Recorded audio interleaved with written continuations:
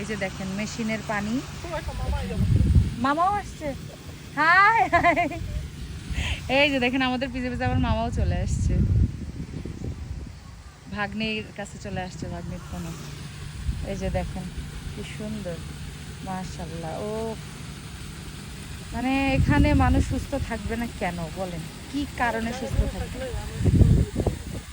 কিনবা জায়গা জমি, জায়গা জমি কিনলে করো, তাহলে একটা বাড়ি করি। তারপরে এগুলো চাষ করা লাগবে। তোমার ইচ্ছা আছে? এগুলো চাষ করা আমি একটু মেশিনের কাছে যাব, আমি একটু মেশিনের কাছে যাচ্ছি এখন।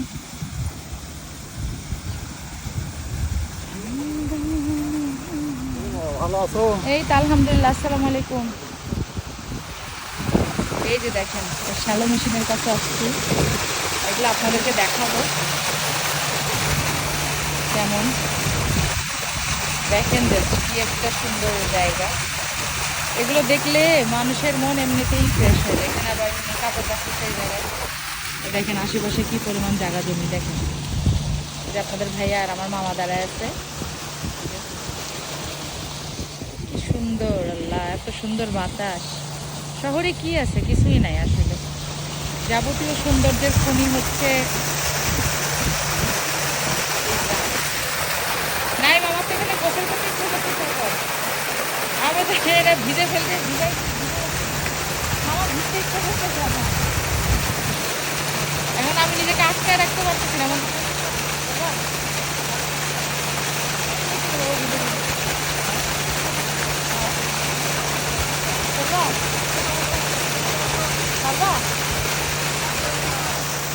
হ্যাঁ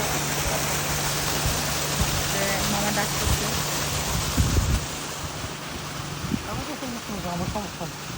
দাঁড়ো, ভিজেই যাবো আজকে, এটার মধ্যে গোসল করেই যাবো।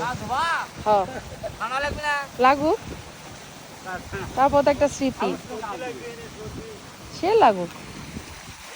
ও চেষ্টা দেখেন, ধরো হাত ধরো, কি সুন্দর। ও মামা আসলে কি যে সুন্দর বুঝছেন। ও আসি,